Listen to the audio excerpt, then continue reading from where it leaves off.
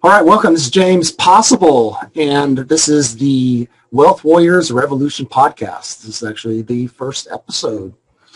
So welcome. My program is the Wealth Slaying Warriors, and it's all about generational wealth, going from powerless to powerful. I do have a Facebook group. It's www.startslaying.com, and you're more than welcome to join the group. There is no fee to join, so you're welcome. If you want to learn a little bit about wealth, generational wealth, some of the things that we have to deal with as far as money goes, it's a great place. And you'll notice that there are probably going to be things discussed that you won't find typically in other places. So today I am going to talk about, of course, everything's going to be about wealth, right? And today I want to begin to plant the seeds of the discussion around the wealth gap and how this actually happens and has happened. Now, there's two different pieces to this puzzle. The piece I want to talk about today is the dollar, the U.S. dollar, and the challenges that exist inherently in our monetary system, and what those challenges mean to you and I, and why they rob us of time and, frankly, freedom and wealth. So today I'm going to start that journey, and I'm going to talk about the U.S. dollar. And I'm going to talk about the pitfalls and some of those challenges. And to do that, I am going to go to the FRED site. And FRED, just like the name FRED, F-R-E-D. And what that stands for is Federal Reserve Economic Data. So again, FRED actually means Federal Reserve Economic Data. Okay? So I'm going to, for those of you watching the visual, I am going to go to the, actually right here. I'm going to share my screen, and let me slide that down out of the way. Okay, so the easiest way to get to this site and the topics, the various elements of the dollar that I'm going to discuss today, is all I do is I open up Google, and you could use Bing, whatever search engine you use, that's fine. It should bring it up. And the first search I want to do is FRED space US space dollar space spending space value. So FRED US dollar spending value. And why do I want to talk about that? Well, it's important to understand that our system, the Federal Reserve Act was created, actually put into place in 1913. And it is, in fact, the process that is creating this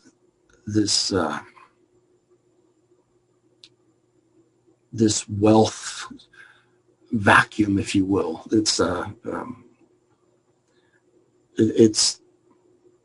is the process of the Federal Reserve that is actually taking money from you and I without us even know it. See, the Federal Reserve is not a government agency. It is a private entity, and they actually do not require government authority to make the decisions that they make that impact you and I financially, our interest rates and things like that. Now, there is a relationship there between the Federal Reserve, the Treasury, and the banks. I don't want to get really involved in that right now, but at some point I will break that down even further. But the value, the spending value of the dollar is what matters right now in this conversation, what I'm going to talk about. And the thing that's so tricky about it is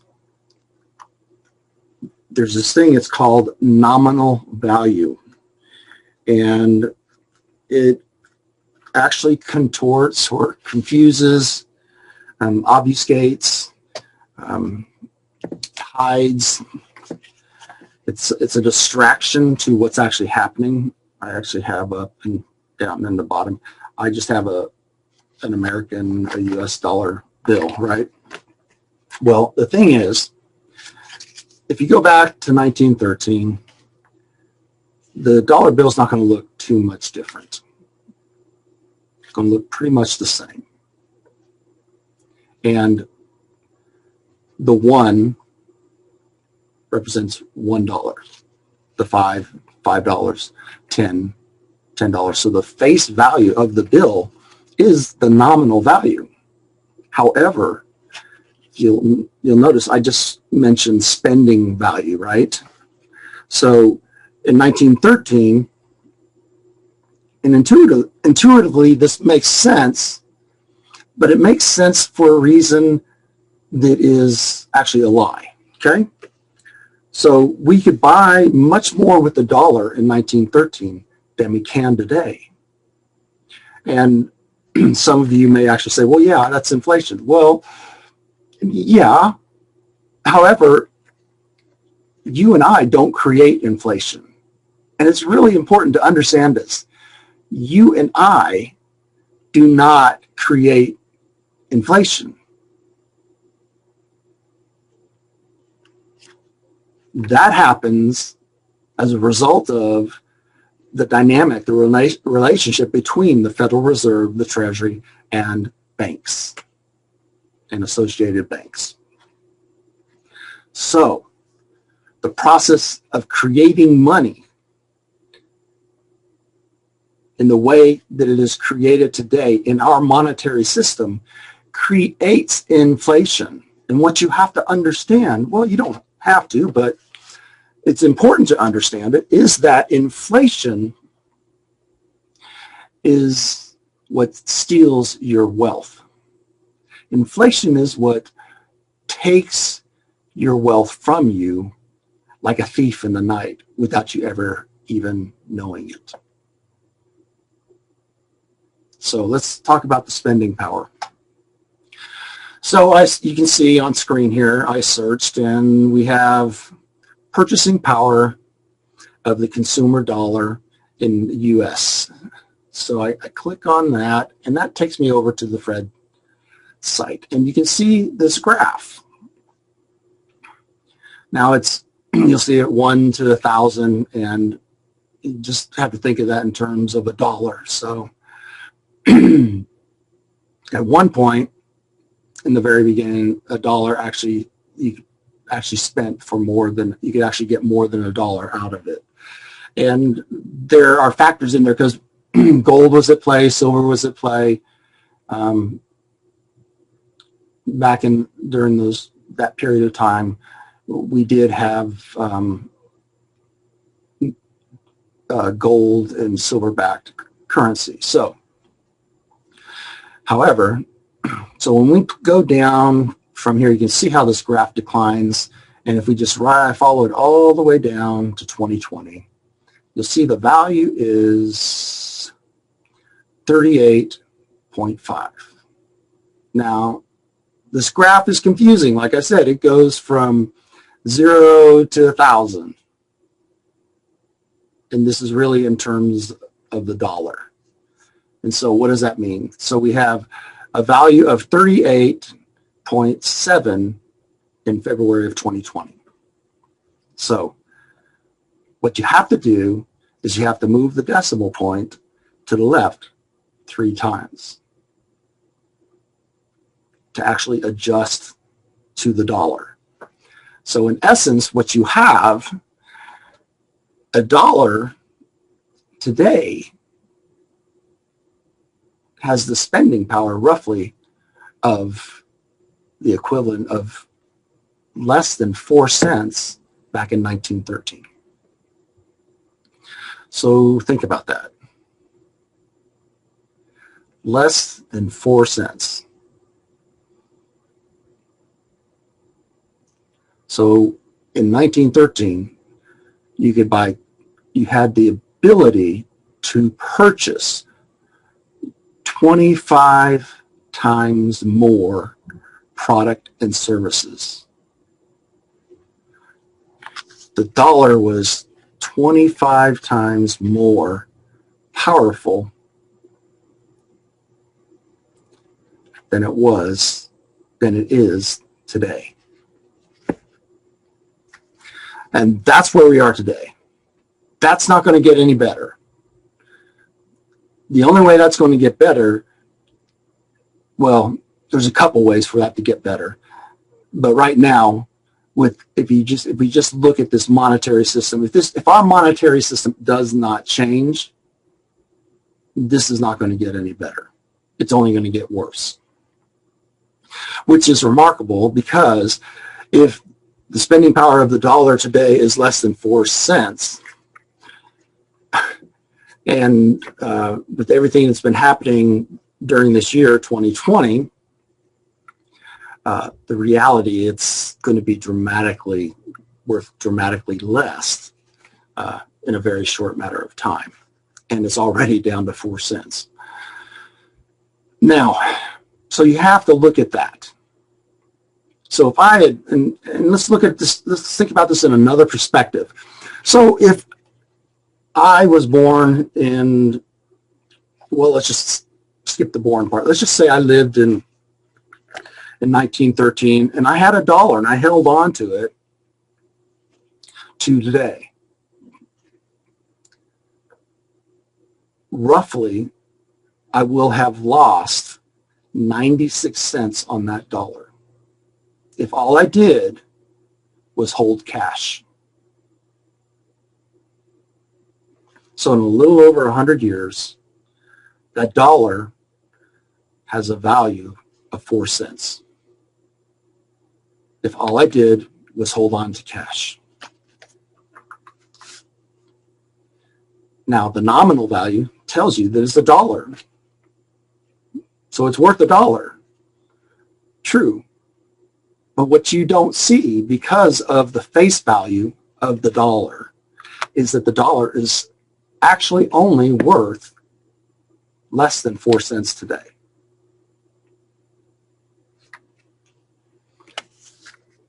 Okay, and that is inflation. That's the result of inflation. And the poor monetary policies and poor fiscal policies of our government. And that's a whole nother conversation. I know I'm going to step on toes on that. However, you and I have to understand these things. If we are going to actually grow enough wealth and grow wealth in a way that will protect us financially. The next Fred chart I'm going to look at, I put in for the search on Google, I went Fred space US space dollar space value. And that brings up the, let's see, am I looking at that right? Yeah. Brings up value of currency in circulation, which is really interesting, right? So if I click on that graph, in 1993, we had the money in circulation was 5.7, and these are billions of dollars. Okay, so these are in the billions. Hang on a second here. That's not reading right.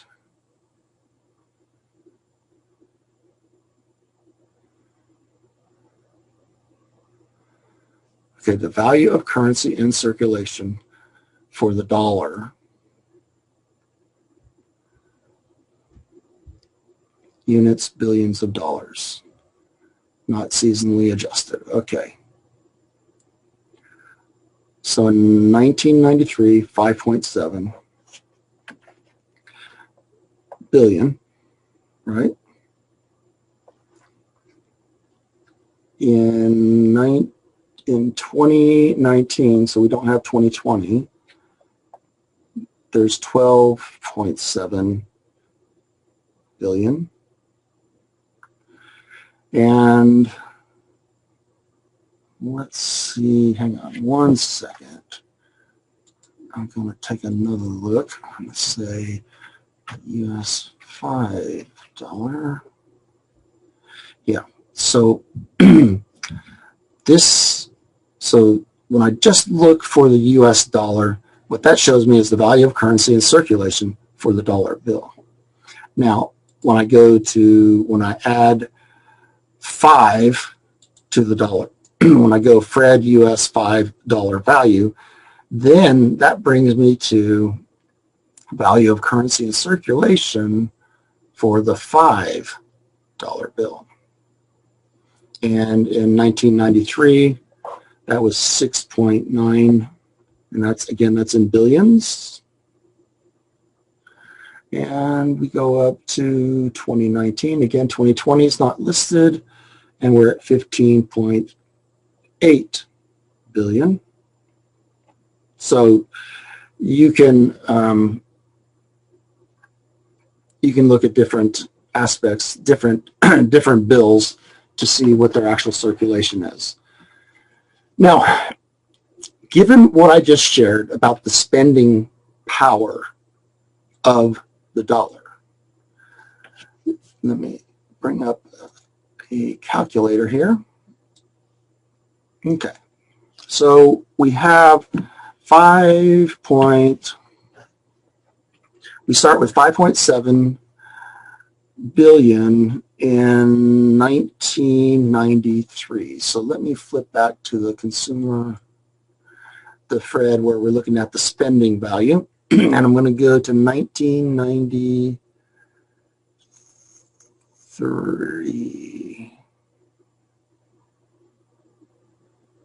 1990. So 6.9. So interesting, right? Wow. So in 93, the dollar was worth approximately 6.9 cents. And today, what did I say? We're at 3.8 cents. So, okay, now let's bring this calculator back up. And let's look at this. In 1913, $5.7 billion in dollar bills in circulation would have been worth a little bit more, actually, than $5.7 billion. In other words, you could purchase actually a little bit more than the face value of the dollar bill. So the value of it, the notional value, well, not the notional, but the true value of the dollar was actually, spending power of it was actually greater than the nominal value of the dollar. In 1993, that's as far back as this goes. I guess I could probably go back further. But in 1993, $5.7 billion, so let's say 5.7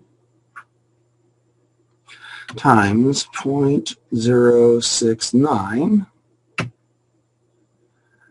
gives us 3.99 times 1 billion. So this gives us a value of a spending. So 5.7 billion in 1993 had a spending value of approximately 393 million. Think about that. So 5.7 billion in circulation in ones. However, the spending power of that 5.7 billion in circulation was actually only $393 million. Fast forward to today, and we have 12.7, or fast forward to 2019, and those, let me go to 2019 here. Well, yeah, so they're roughly the same. The value hasn't really changed in a year that much, so they're roughly the same. Just want to make sure I'm using the same numbers. Okay, so now in 2019, we have 12.7 billion dollar bills in circulation, and those have a value of 3.8 cents. So I'm going to multiply this by 0.038. That gives us 0.4826 times 1 billion. So, 3. Okay. So in 2019, we have a circulation of $12.7 billion in dollar bills, but it actually only has a spending power of $482 million. So the circulation, I know I like numbers, so bear with me. And it's a recording, so you can listen to this over and over again until you actually click and get it, okay? Once you start to understand this, then you'll actually begin to understand what we're up against. So 12.7 million minus 5.7 million. So we had an increase of billion. We had an increase of 7 billion from 1993 to 2019. Okay, that would mean we had an increase of 100 and roughly 23% in. So we had an increase of roughly 123% in the circulation of dollar bills. However, the value of those dollar bills, that's the face value. So we had that increase in circulation, which also means we had an increase in face value, right, of 123%. But actual spending power over this time was 42 minus 393, so 89 divided by 393. Whoops, hang on. 89 divided by 393. And here's the crazy thing.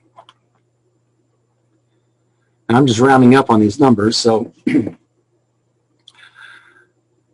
in actual dollar bills, in the face value, we had an increase of 123%. So we went from, in 1993, $5.7 billion bills in circulation to $12.7 billion in circulation in 2019, an increase again of 123% in circulation on the dollar bill. However, the value of that 12.7 million only changed by 23%, the spending power of that. So we had an increase of physical money by 123%, but the actual spendable power, right? What we could actually acquire with that money in products and services, it only increased by 23%.